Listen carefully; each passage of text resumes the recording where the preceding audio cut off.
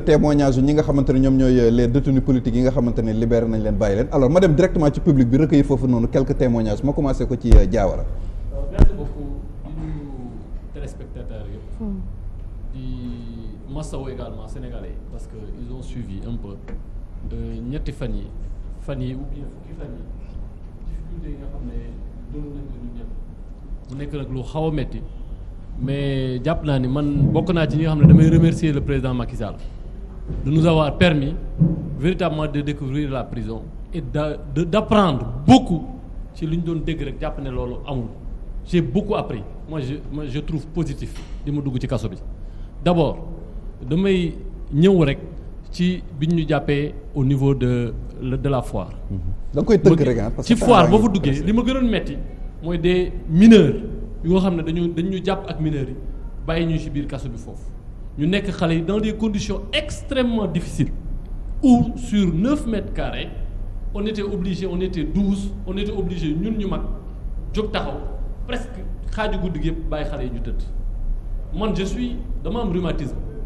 ci ay carreaux lañ tëddoon benn moom loolu c'est extrêmement dur xeetu mais bi ma ci gën a métti également mooy bu ñuy dugg Rebeuss mooy bi ñu ñëwee ñun chambre 2 lañ ñu njëkk dugal chambre 2 foofu la mag ñi dugg mais bi ma jubee chambre bi le nombre de personnes bu ma gis mais chaleur bi doon ñëw ak odeur bi doon ñëw ça m'a véritablement traumatisé loolu dafay mel ne dafa des sama biir bopp ma dugg ci biir toggukaay amu fa Amadou lu mu ko waxoon mbóot yeeg lu nekk ci biir Rebeuss des gens yoo xam ne da ngay toog ak ñoom di leen laaj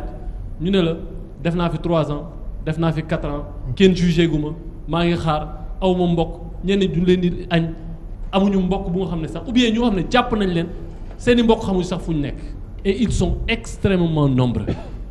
beneen bi mooy dañuy jaxase ñu nga xam ne c'est-à-dire seeni defin du benn ou bien des gosses qui viennent à peine d'avoir 18 ans ñu boole leen ay ñu nga xam ne am nañ jaar-jaar bu nga xam ne soo leen ci xale yooyu bu ñu génnee foofu dañuy ñeme non seulement dañuy ñeme mais ils deviennent véritablement des rebelles par rapport à la société bi ci des mooy dama dugg biir Rebeuss j'ai vu un potentiel énorme c'est-à-dire des gens yoo xam ne dañ leen waroon a dimbali ñu mën a c'est-à-dire bu ñu bëgg a changer beaucoup ci Sénégal mën nga tàmbale foofu c'est-à-dire main d'œuvre bu nga xam ne mën nga leen jox la chance de se racheter mën nga leen former à divers métiers ñu nga xam ne mën nga leen jox la chance véritablement de racheter par rapport à la société mais ils reviennent de Rebeuss aguerris mais ils deviennent des fois même des délinquants des bandits te loolu fautu kan la fautu régime yi nga xam ne ñoom ñoo succédé wu depuis 1960 qui n'ont pas construit de prison pourquoi parce que jàpp nañu ku construire prison da ngay des ci biir prison bi oui da nga des ci prison bi soo defee loo xam ne warul man jàpp naa ne muy magistrat muy un président de la république war nañ leen ñamal Rebeuss ñu xam lan moo nekk Rebeuss Amadou Ba wax na ko paquetage bi dañ lay teg pousse la ci mur bi ba nga sës ñu jël keneen teg ci pousse ba mu dem man j'ai senti c'est comme si la chair humaine brûlait la chair humaine dama doon sentir man sama yaram tàngaay bu nga xam ne xaw ma lu tàngaay bi picc yi lu nekk ngay gis biir Rebeuss lekk bi moom soo ko jëlee ne ko ay ci mur bi du wàccaat je vous assure première nuit bi ñu fa demee macaroni bi doo xam lu muy rôle j'avais faim parce que toute la journée on était au niveau du tribunal mais lekkuñu defuñ dara j'étais obligé ma lekk ko mais soo ko lekkee da nga toog 3-4 jours doo dem dans les toilettes beaucoup de gens qui sont à Rebeuss suñu génnee biir yu metti la ñuy am ñoom ñëpp dans des conditions inhumaines Amadou wax na ko sànq moi je suis professeur d'histoire et de géographie su may illustrer la traite négrière su may illustrer ce qui se passait dans les cales des bateaux aujourd'hui je n'ai plus besoin may dem di Gorée simplement l'architecture muy ce qui se passe à Gorée au niveau de Rebeuss peut nous permettre d'illustrer ça c'est-à-dire il y a des choses qui sont inhumaines dans ce Sénégal bu ñuy wax ne aujourd'hui on est au XXIe siècle il faudrait fermer Rebeuss il faudrait construire d'autres prisons permettre aux prisonniers de se racheter par rapport à la société et loolu xaalis bi am na fi il l'a dit combien de millions beneen bi mooy discrimination bi am Rebeuss il y a une discrimination qui ne dit pas son nom ceux qui ont de l'argent ils ont des conditions meilleures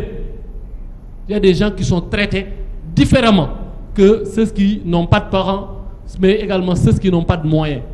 loolu lu am la y a des hauts dignitaires qui séjournent à Rebeuss mais qui sont dans des conditions yu neex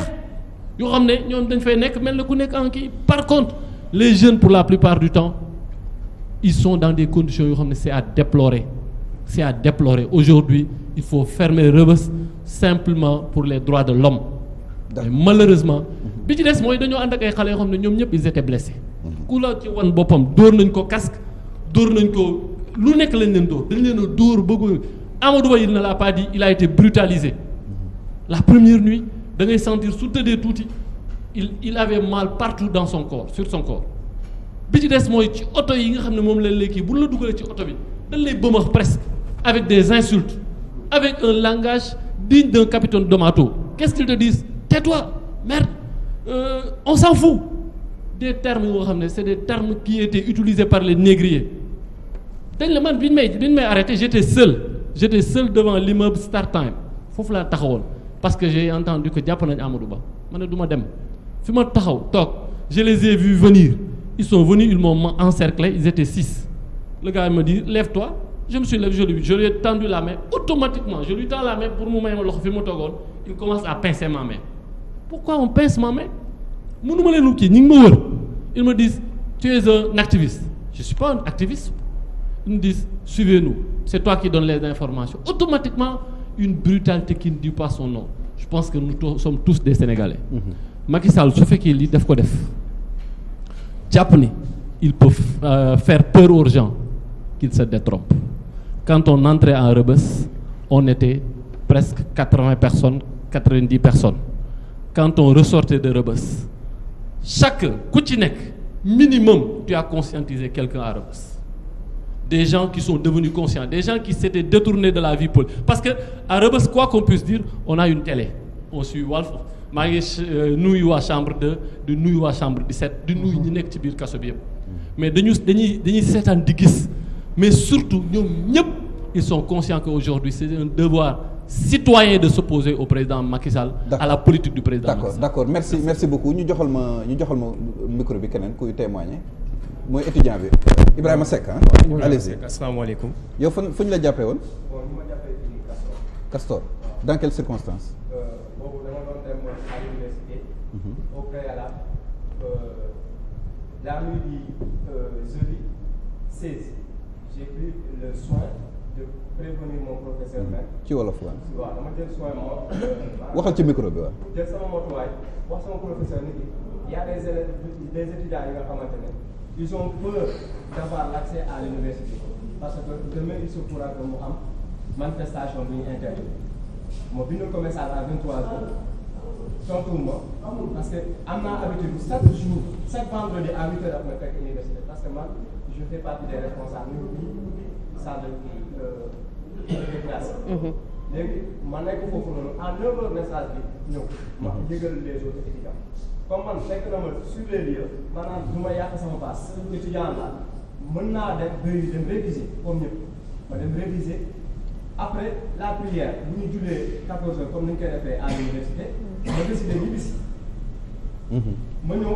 jël ligne 2 bi parce que am na ku ma informé ni mu naan ma allez buy jël ligne 29 bi. d'accord Ibrahima maa ngi ñëwaat ci léegi dañ may signaler ni micro bi waaw dafa am problème technique donc maa ngi ñëwaat ci yow léegi nii en attendant ma ñëw ci Khalifa rappeur recueillir son avis par rapport ak li ñu fi wax yëpp quoi. waaw alors tey si tey maa ngi rafetlu kàddu yi fi jóg. sa xarit Fatima mi lay reer waaye sama xarit la waaw Fatima sama jigéen la noonu la demee tellement ni tamit dañ koy bégee. dëgg la mais fu may tàmbalee mooy message bu may lancé solennellement à toute l'autorité te yàlla tax prison de Rebeuss dañ ko war a tëj loolu amul sax lu ñu siy xaar parce que jot naa dégg ay jamono passé ñu ne xaw ma Rebeuss suuf si am na ko moom te jotoon na am projet ñu ne xaw ma Rebeuss sax naka Sénégal moomu ko waaw tey si tey lan la ñuy xaar pour maanaam tas prison Rebeuss jël jelmaan yi nekk Rebeuss yóbbu leen feneen est-ce que yaa ngi dégg lan la ñuy xaar tamit pour àtte jelmaan yi tamit loolu tamit mu nekk beneen problème waaw parce que surtout tamit maanaam tribunal Pikine Guédiawaye yi malheureusement jël bi da ngay gis koo xamante ni lu ñàkk fayda nañ ko jàppee mu nekk si kaso bi tëdd na fa 4 ans 5 ans musul sax dem enquête te mu leer na moom maanaam ni ñu ko jàppee bu demee bu taxawee dañ koy bàyyi mu ñibbi yaa ngi dégg tey si tey fan yooyu tamit dégg nañ ni tribunal Pikine tamit inauguré nañ fa ay chambre yu bees pour maanaam àtte bi gën a gaaw ok loolu ñu ngi koy rafetlu mais tey si tey lan la ñuy xaar da koy jar sax ñu yónnee maanaam délégation spéciale bi Rebeuss ñu xëy benn mois boo xamante ni chaque jour dañuy àtte ñu nekk maanaam tribunal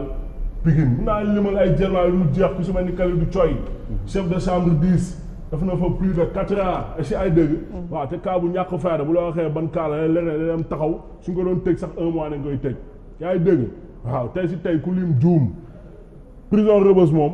on piétine la dignité humaine là-bas waaw traite négrière la loolu gaan jarul sax ñu naan ay xama ay dictature wala dara ndax am na ay autorité si ñoom yoo xamante ni dem nañ fa ñu fa demee ñoom seen bopp ñoo waxal seen bopp ni ñoom seen i xar fi ñu leen di denc sax moo tane fii voilà Rebeuss moom gaan ku si nekk gaan mun na ñëw xama wax mais quand même am na ay efforts yu administration pénitentiaire yi def pour améliorer conditions de détention yi même bu dee lépp matul am na ay problèmes yu des mais quand même am na ay efforts yu ñu def waaw xam nga tey si tey man bi may mujj si kaso yaakaar naa yàggul parce que bi may génn si kaso koor yi mi ngi débuté ba am 6 jours waaw balaa ma fa doon duggaat tamit defoon naa foog naa yaakaar naa 2 ans 3 ans boo xam ne si ginnaaw demoon naa fa yaa ngi dégg mais boo duggee Rebeuss càkk maanaam ñu ngi lay njëkk def loolu rek c'est une sorte d'humiliation quoi loolu dafa ñaaw waaw te loolu maanaam nañ ko réformer nga dugg si ñëw bu la fouillage futti la ñu la see ak juree taatu neen yaramu neen Aliou tey moom tu es bien servi après lu gën a ñaaw wax ji bëriwul ko saay nga la wëlbatigul nga wëlbatigu si di nga setee noonu wéccire ñu ne la jonganal nga jongal ñu ne la onkal xam nga loolu humiliation la loolu tey si tey maanaam Rebeuss war nañ def ay matériel mais du ñëpp lañ koy def nii dafa mel ni ñëpp lañ koy def de dama ne la gaan am na si ñoo xam ne dinañ génn ñëw fii saale naa laa ay non defuñu ma yooyu xam nga non du ñëpp lañ koy ok mais tey say maanaam loolu dañ ko war a maanaam révolutionnaire nañ ut ay machines yoo xamante nii boo on est au 21e siècle am na toll na foo xamante ni ay machines yoo xamante ni scanner noonu la demee noonu la demee xam nga danañ waxante dëgg ku ñu jàpp garde à vue yaakaar naa defeere la yóbbu la kaaf munoo yor arme dañu waxante dëgg ba koy jël naan da nga koy denc si yow quoi du dëgg waaw te tey c'est scanner day régler problème boobu noonu xam nga loolu première humiliation la nga ñëw ñu war la ndel yóbbu la si chambre mais c'est pour des raisons de sécurité parce que am na ñoo xam ne mën nañ utiliser nu mu tuddati kii pour xaru laam yi non mais non jëlmaan mënul am laam tey say ñi lay wat ñoom ay jëlmaan nañ ay jëlmaan yu fa yàgg ñooy nekk ay watkat waaw xëy na maanaam suñu la watee ndel da nga la bëgg wan ni fii ñëpp benn nañ ñëpp ay jëlmaan nañ xam nga tey say chambre bi lay yóbbu mu war a jël 20 wala 30 personnes dañ fay dugal 100 personnes chambre bi nga xam ne war na jël 80 personnes normalement parce que norme de détention dafa am matelas bu si nekk tey si tey kaso bi lu mu xat-xat ñaari jëlmaan ñoo war a seq matelas waaw kii tëdd nii kii kenn kii tëdd nee mais dañuy jël chambre boo xam ne boo compter maanaam matelas yi ak toilette bi fa nekk normalement war na jël exemple maximum 80 personnes ci chambre yi gën a mag. d'accord mais 200 personnes nañ fay def chambre 9 ak chambre 10 saa waay li fa am moom gaan boo doon tourner xëy na benn filmu traite négrière sax mun nga dem tourner ko foofu ak dàmbaloo bi li saa yi wax sànq noonu xam nga tey see loolu dafa ñaaw maanaam dañuy jël ay doomu aadama di leen paqueté xeetu paqueté boo xam ni Rebeuss boo fa ñëwee 1 jour maximum 2 jours sa yaram lu mu dëgër da ngay am feebaru kaso muy tokorom mboose. noonu la demee da ngay mel ni genre waga ay picc yu génn yaa ngi dégg Rebeuss loo dëgër boo fa génnee génnaale ak feebar ak képp koo munti doon waaw moo tax boo génnee li lay ñëkk conseillé demal nga xooli sa wér gu yaram lekk bi baaxul ndax lekk boo xamante ni di nga ko lekk 1 semaine doo dem douche parce que gars yi nee nañ suñu jëlmaan yi nekk cuisine nee dañ si def ay pérégorique noonu la demee xëy na yooyu tamit nit yi ñoo bëri si jël bi ba nga xamante ni néeg lu mu rëy ñaari toilette ñoo fa am xëy na foofu dañuy sóoraale maanaam jëlmaan yi dem douche bu bëri bi xam nga mais loolu baaxul si wér-gu-yaram nañu waxante dëgg loolu tey si tey mun nañ ko tuddee sax crime parce que yaa ngi jàpp nit ki da nga ko jàpp maanaam arrêté ko si ay fonction am da nga ko war a maanaam jox cër loolu lañu naan droit de l'homme moo tax sawaay organisation droit de l'homme yi lan nañuy xaar pour dem Rebeuss d'accord Rebeuss loolu maanaam loolu amatul maanaam sax lu ñu siy xaar dañu war a xëy bés tëj ko jël maanaam jëlmaan yi si nekk yëpp atte leen yaa ngi dégg ñi nga xamante yi war nañ leen atte ñu tëdd ñu yóbbu leen si yeneen jël rëbës ma am si gàttal dañ ko war a tëj daaneel ko def ko leneen quoi message bi jàll na dañ ko war ok Pape nga may ma daaneel tamit si jelmaa ni seen yóbbante si camp pénal non xoolal bàyyi su ma ñëwaatee di def tour pour tëj bi ma bàyyi la booy def conclusion bi nga dugalaale ko foofu Ibrahima Seck yëpp yeggalil témoignage nga ren c'est bon allez-y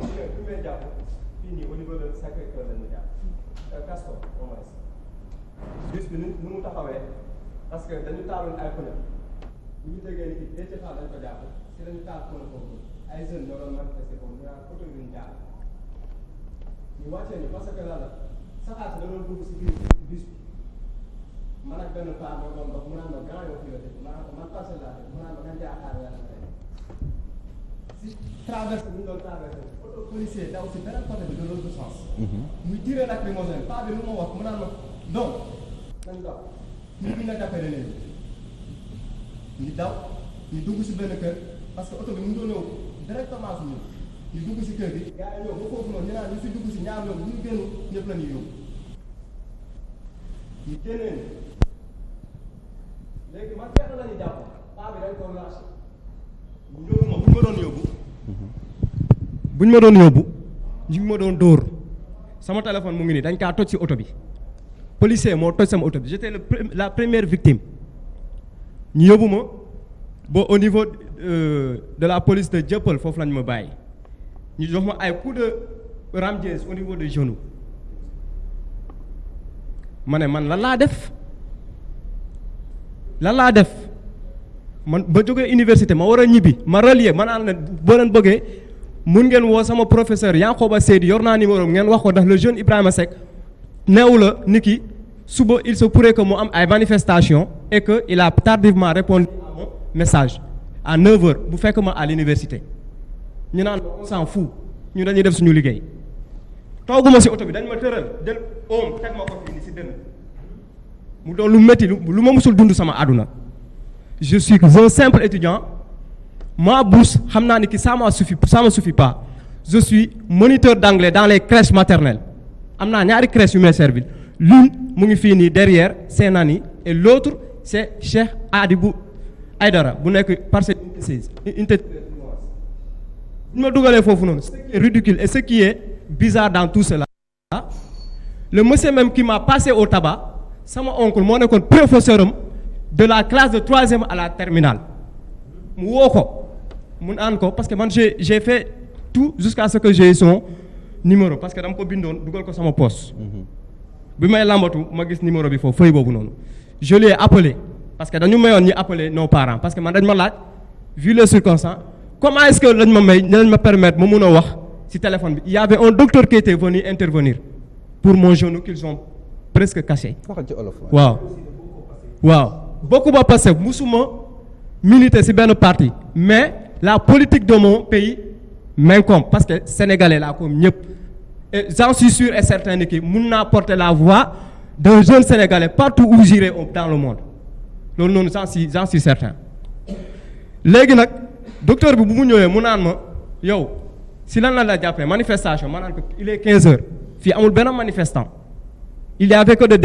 ay délinquants des fumeurs de ne sais pas de quoi ñoo fa nekkoon ñoo leen ma boole loon après mu soigné ma mu naan ma après da nga war a dem UCAD dem signalé wu ñu defar la rajo parce que genou bi nii mënuma ko laal sans pour autant ñu la téye fii nii ça peut aggraver ta situation bu ma ko laalee tamit même mu yëngu duñ la bàyyi nga ñibbi sa kër mu dégager ay responsabilités le gars ñi ma doon dóor si kooku noonu sama oncle bu koy woo mu naan ko il y a un de mes neveux mu naan ko am na sama benn jarbaat bi nga xamante ne sa frère la si yow mu ngi tudd Ibrahima Seck ngir yàlla taxawal ma ko xam naa mënuma si dara mais yow mën nga ma ko joxal mu naan wala nga may ko dara bu bëggee saw mu dem sawi gaan bi ñëw mu ne ana Ibrahima Seck ma jóg toog mu génnee casquette bu mu soloon jàpp ay bëtam tourné devant tout le monde il a crié haut et fort son oncle a été mon professeur de la 3e jusqu'à ce que je suis devenu maanaam moom contribué na si li ma doon tey di liggéeyal Sénégal moo toj sama portable bu ñu demoon ba foofu ma naan ko nii diw yaa toj sama téléphone sama oncle par la suite daf ko oo si téléphone am tonton vous avez parlé de xaw ma maanaam affaire waasoo xaw ma lan ak lan lii nii wàllum mbokk lee day tas wàllum mbokk réew mi ñu nekk nii Sénégal bu ñu nekk nii mun na tas loolu noonu sama oncle bu may laaj lan la ma wax mu naan ma est-ce que taxaw nañ na dama ko ne waaw dama ko fen ma ne ko taxawal na ma damay bañ ñaawoo am seen diggante tey maa ngi nii devant tous les Sénégalais di ko témoigner ni ki cet élève là n'a pas rendu la bonne de sa pièce. d'accord d'accord Ibrahima jàll sa message jàll na c'est que dafa am yeneen témoignage yu ñu war a jël te temps bi jeex na. benn kàddu rek damay daaneel boobu ñu demee Rebeuss seen na ngeen a fii ni Rebeuss xaw ma lan ak lan mbóot laa doon rey ñu naan ma mbóoti fii ñooy suñu ginaar mbóot ginaar lañ koy fii xoolee parce que amul doo bàyyi ay ginaar munoo il y a l'image d'une poule en mbóot benn affaire encore li ñu musul dund ñëpp dañu doon ne parti Sonko ngeen bokk te wallahi asi musuma bokk benn parti et mes amis aussi ñun lu ñu mën ñu naan ñun dès à présent on va militer dans la partie de Yewwi Askan Wi. d'accord le combat ne sera pas sa message dégg nañ ko s'il vous plaît joxal ma micro bi keneen beneen témoin joxal ma ko kii toog ci chat bi. waa force tranquille xaw ma nu ñu leen tuddee sax. Black Panther xaw ma. Black Panther. allez-y rapidement da nga koy tënk rek parce que temps bi jeex na. waaw da nga koy tënk sax mais Sénégal problème majeur bi ñu am. c'est les Sénégalais quoi. parce que dañuy toog devant tous les Sénégalais di wax lu dul dëgg di wax ay contre-vérités. yow fan lañ la jàppee. man PCA lañ ma jàppee. ok yéen lañ doon jiine yéen waa Black Panther xaw ma. jotuma sax lire seen yëfu caaxaan yooyu. bi ñuy interpellé on était 13 toog di waxtaan teg ataaya lekk mango ñu ñëw jàpp ñu di gas fi ñu toogoon genre dafa am lu ñu fa denc quoi. ci suuf si quoi di gas après man par la suite laa am benn instant jàpp ne lii boo toogee di wax sax mën nañ fa génnee dara sax jiiñ la ko. ma commencé di wax ak population bi di leen yuux ne ñun sàcc ñu fenn ñu toxuñu jaay ñu yàmbaa def ñu lu yoon di tere. Ousmane Sonko rek la ñu faral.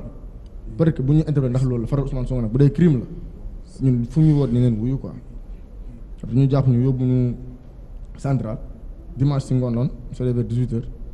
téye ñu fa 72 heures ñun def nañ fa 3 jours mercredi lañ ñu libéré mardi am na benn vague bu ñu libéré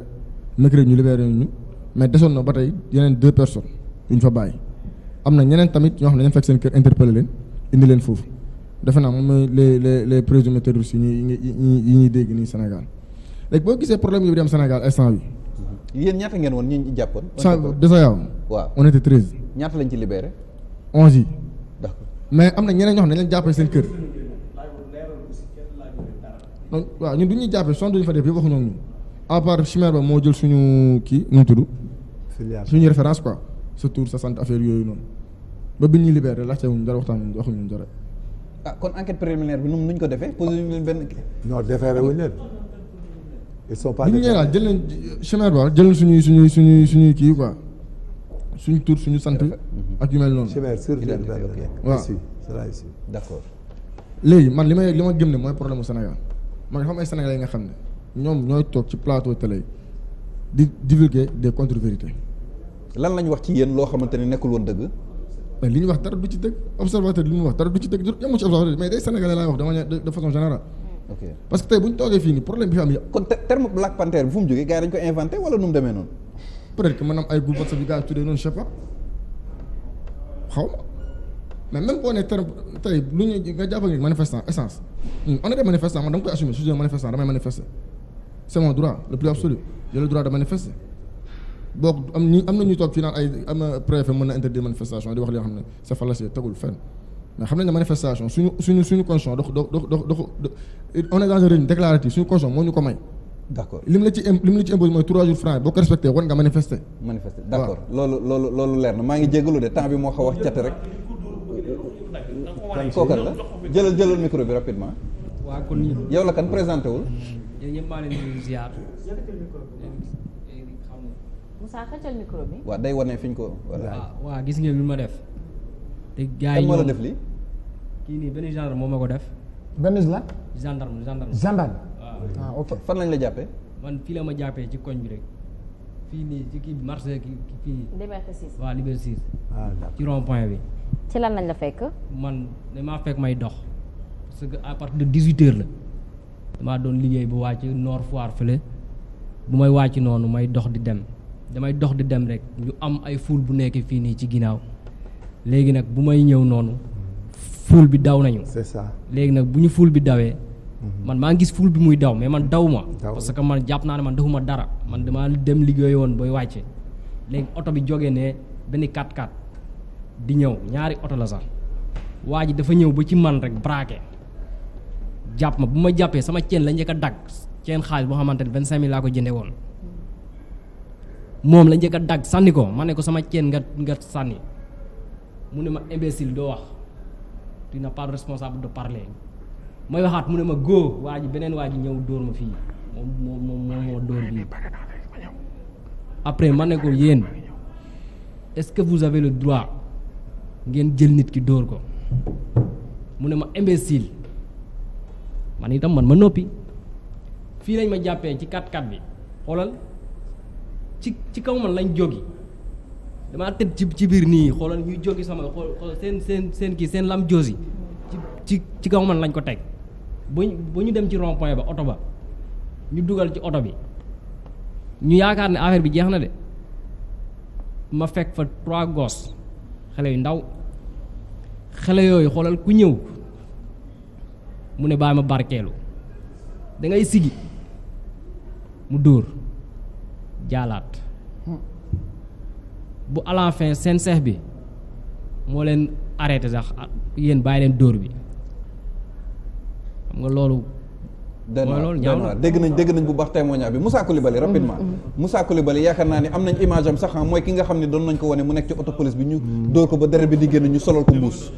bu dee régie am nañu image bi ñu wane ko pour plus d'illustration gars yi xam bu baax. salaamaaleykum allez-y salaamaaleykum rahmatullah. da nga koy tënk rek maa ngi nuyu képp ku fi nekk ci plateau bi. di leen nuyu Pape Ndiaye vraiment di leen masewul bon en fait man damay tënk rek bon di nuyu aussi sama famille parce que bi ñu ma jàpp ba léegi di nuyu aussi de passage di nuyu aussi vraiment loolu dama ciy insister di nuyu aussi vraiment Pastef parce que vraiment def nañ liggéey bu am solo bi ñu jàpp ba léegi ñuy génn ji taxaw nañu fu nekk chaque matin déjeuner midi añ le soir reer di ñu indi ndox di ñu indi ay boissons di ñu indil ay fruits chaque jour ba fu may wax ak yow tey jii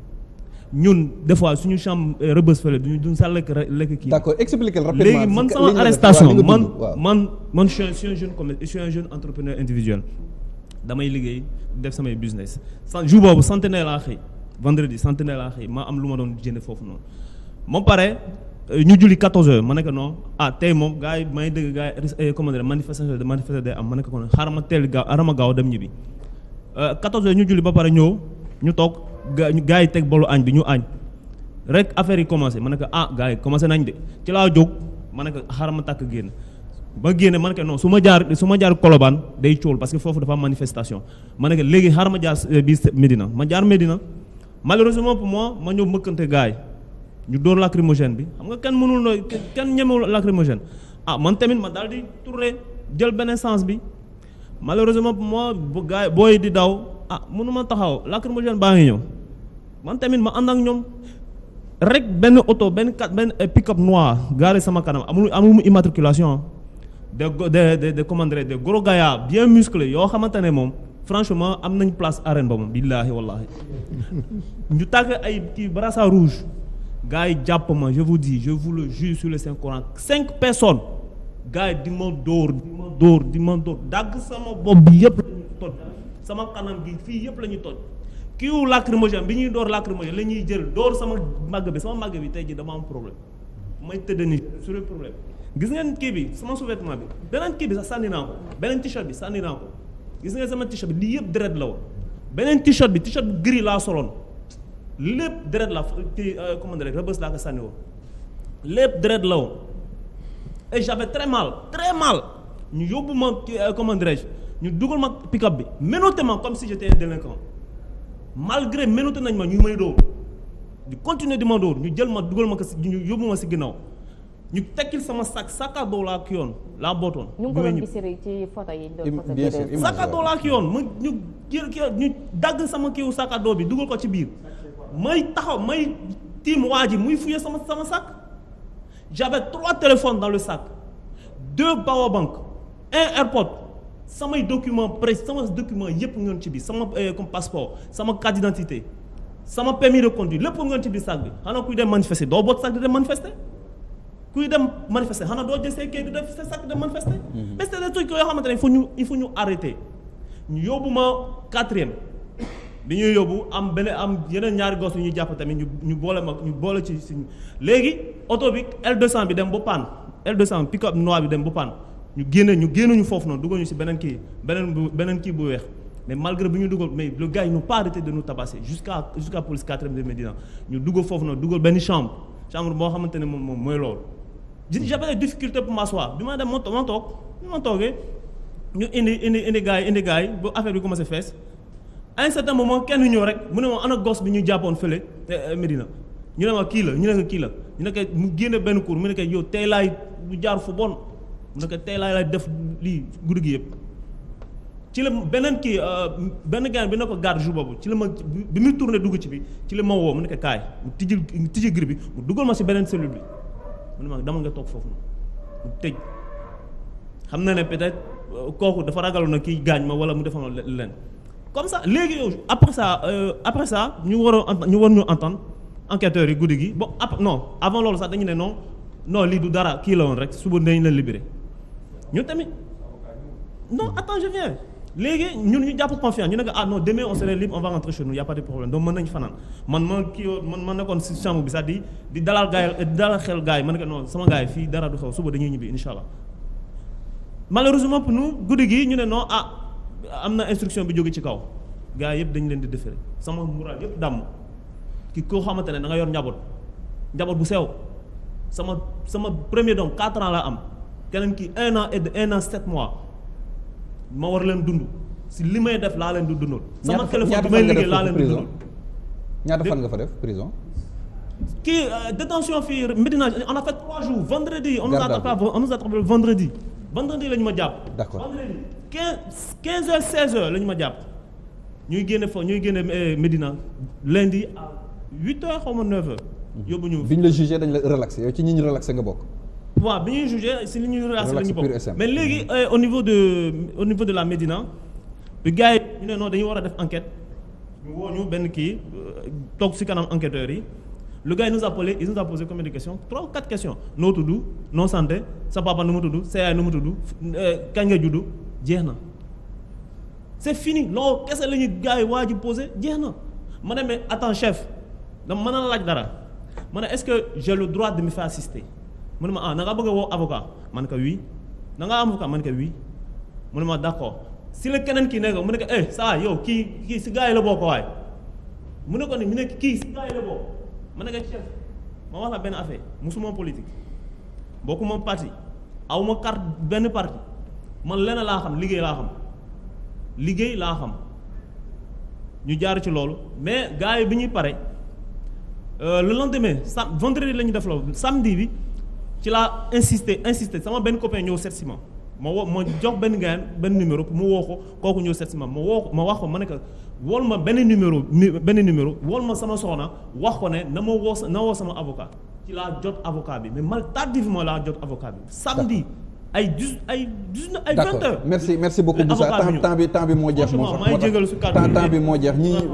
temps bi jeex na franchement temps bi jeex na donc tënk ko rek da nga koy tënk rek parce que temps bi moo jeex quoi. wa rahmatullahi wa barakaatuhu. rabbi ishrah li sadri wa yassir li amri wahlul uqdatan min lisani yafqahu qawli. gis nga li ñuy wax ci lu bari problème bi Sénégal benn la mooy Macky Sall. problème Sénégal benn la mooy président Macky Sall li ngeen di wax lépp li mu bëri benn problème mooy président Macky Sall mooy suñu problème jaan benn problème muy bopp bu ñu daggee bopp bi mu jeex Macky Sall bu ñu ko fi jëlee mu jeex leneen amu ci ñun li ñuy wax nii ay def na police bi naqari na beñe bi seer na caaf gi seer na benn problème muy président Macky Sall amuñ police amuñ gendarmerie amuñ procureur amuñ juge Macky Sall lañu am lu mu bëgg lay def nu mu ko neexee la koy defee léegi nag loolu li mu def mooy ñu xeex ak moom jëlee ko fi lu mu jar baax na. d'accord damay bañ ñu dugg ci cadre propagande da nga wax rek justement ci li nga xam ne moom mooy témoignage patriote yi xam ci waaw tënk da ngay tàggatoo rek parce que temps bi jeex na dañuy def tour pour patriote rek di wax ne que le combat nekk commencé gis nga jeunes yi ñu jàppoon terroriser leen tey lañ gën a gëm combat bi d'accord te nag gis ngeen marathon fii ba 2024 ñu ne Macky Sall déet propagande nag laay bañ. non lenn laa mooy mais damay sant dugg ci propagande c'est-à-dire que li ñu kii mooy def témoignage ci arrestation yi jàpp yi mais pas pour propagande pour woote pour tel parti parce que dañ dugg ci cadre boo xamante ne CNRA da koy def maa ngi sant patriote yëpp parce que rek wax dëgg yàlla lii yàgg na presque 11 jours ñi ngi ci di jóg ak satix toog bi mën na ko seede ak Ibrahima Gueye nay leer musu ñoo sonn ci jàppale non otage politique ci añ ci reer ci ndékki ñoom ñoo la ko wax nga dégg ñi nga xam ne jënd nañ leen boisson ñi sax ay fruits dem nañ ba jënd leen ay yére yu ñu sol sax ak ay dàll mais dina manière gratuite lañ koy defee kenn ku nekk da lay wax ne lii dama koo xeeb te su loolu subaar ma defaat ko kon ñi ngi leen jaajëfal ñi ngi jaajëfal patriote nekk Sénégal aussi dans la diaspora di nuyu aussi ki ñu doon toogal mooy soxna Awa ak soxna